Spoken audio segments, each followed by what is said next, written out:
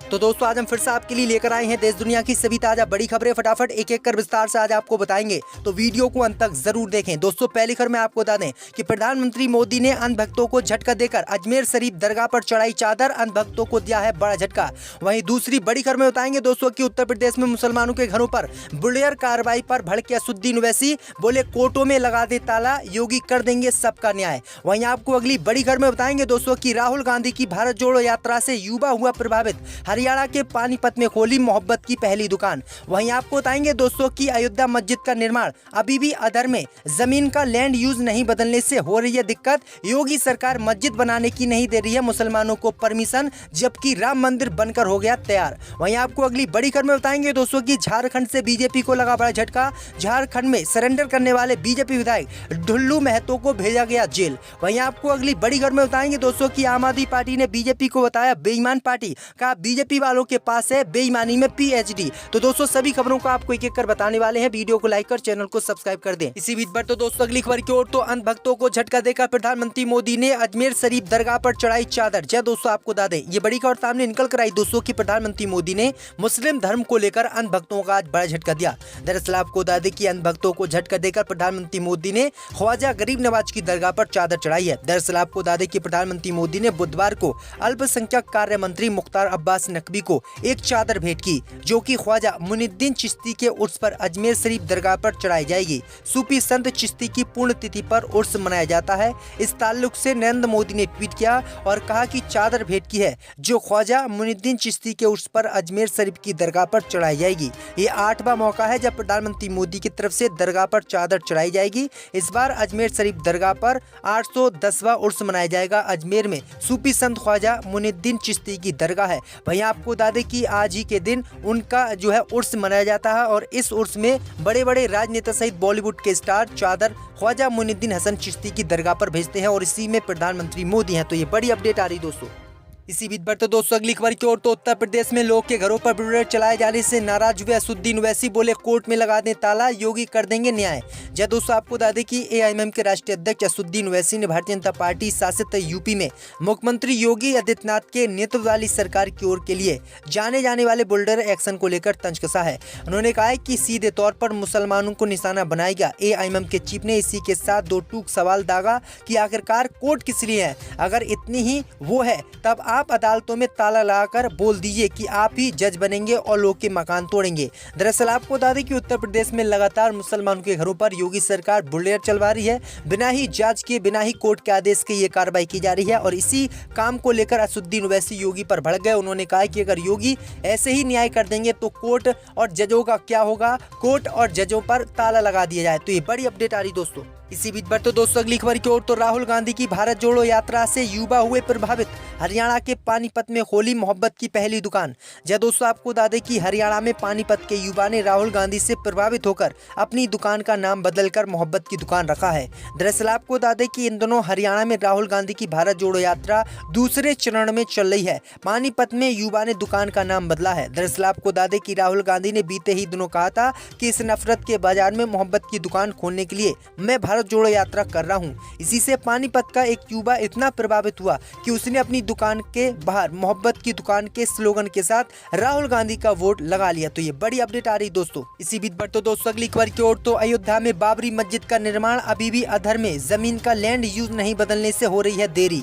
जब दोस्तों आपको बता दें कि उत्तर प्रदेश के अयोध्या में राम मंदिर के उद्घाटन की तारीख का तो ऐलान हो गया, लेकिन अयोध्या विवाद में सुप्रीम कोर्ट के आदेश पर धन्नीपुरा गांव में प्रस्तावित मस्जिद निर्माण का प्रोजेक्ट अटका पड़ा है। इसकी वजह अधिकारियों द्वारा राज्य सरकार की ओर से आवंटित जमीन का लैंड यूज अब तक नहीं बदलना है।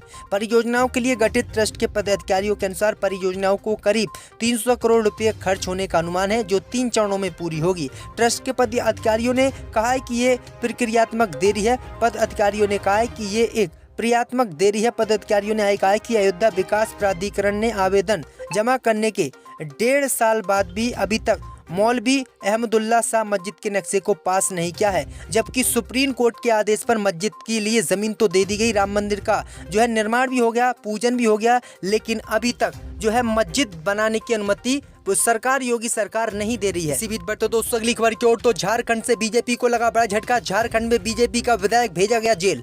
जय दोस्तों, आपको बता दें कि झारखंड से बीजेपी को आज बड़ा झटका लगा है। दरअसल आपको बता दें कि बीजेपी का एक विधायक जेल भेज दिया गया है।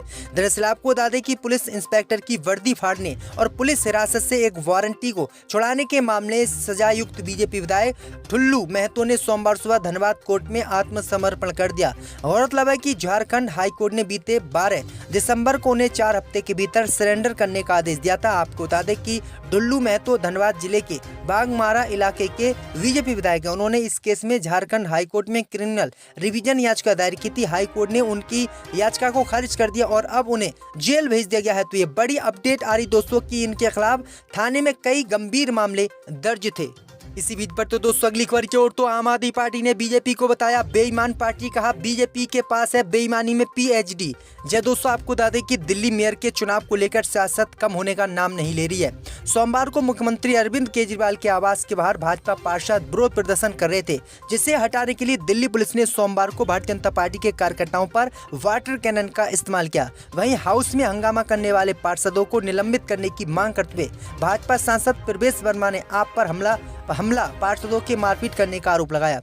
सांसद ने कहा कि इससे पहले महिला पार्षदों के साथ इस तरह की घटना हुई थी। वहीं आपको बता दें कि अब आम आदमी पार्टी ने भी भाजपा पर मेयर चुनाव में हंगामों को लेकर हमला बोला है। आप विधायक सौरभ ने कहा कि भाजपा वालों के पास बेईमानी में पीएचडी है। भाजपा वाले बेईमानी करके मेयर पद की शपथ लेने को तैयार हैं। आपको बता दें कि 6 जनवरी को दिल्ली के मेयर चुनाव से पहले एमसीडी के चैम्बर के अंदर भाजपा और आप पार्षदों के बीच झड़प हो गई थी। मनोनीत पार्षदों के शपथ ग्रहण को लेकर बवाल हो गया था। पीठासीन अधिकारी की तरफ से एडरमैन मनोज कुमार को पहले शपथ लेने के लिए आमंत्रित किया गया था, जिसके बाद हंगामा शुरू हुआ था। तो ये बड़ी अपडेट आ रही दोस्तों। बीच बढ़ते दोस्तों अगली खबर की ओर, तो मक्का में भीषण बारिश से बाढ़ जैसी स्थिति, भीगते भीगते उम्रा कर रहे हैं तीर्थयात्री। जय दोस्तों, आपको बता दें कि सऊदी अरब में स्थित मुस्लिमों के पवित्र शहर मक्का में शुक्रवार को भयंकर तूफान और बारिश की वजह से बाढ़ की स्थिति पैदा हो गई है।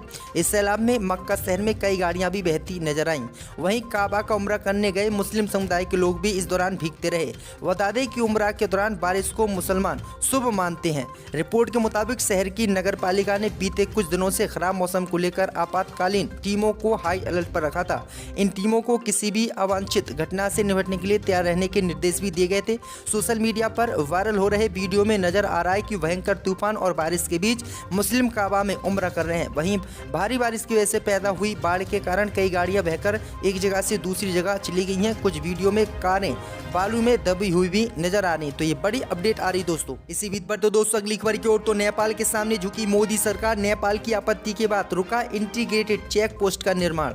जय दोस्तों, आपको बता दें कि नेपाल की आपत्ति के बाद मोदी सरकार नेपाल के सामने झुक गई है।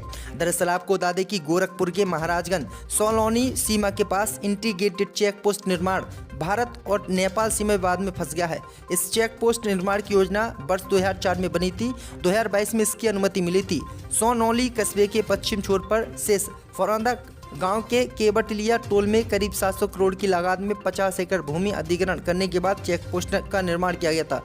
लेकिन आपको बता दें कि जैसे ही सीमा पर इसकी जानकारी जो है नेपाल को पता चली, तो नेपाल ने इस पर आपत्ति जताई। नेपाल की आपत्ति के बाद मोदी सरकार बुरी तरह से घबरा गई और मोदी सरकार ने चेक पोस्ट बनाने का काम बंद कर दिया है। इसी बीच पर तो दोस्तों अगली खबर की ओर, तो भारत जोड़ो यात्रा में बोले राहुल गांधी, मैंने गीता पढ़ी, उपनिषद पढ़े, लेकिन कहीं नहीं लिखा कि कमजोर को मारो। जब दोस्तों आपको बता दें कि भारत जोड़ो यात्रा के लाल किला पहुंचने के बाद राहुल गांधी ने संबोधन किया।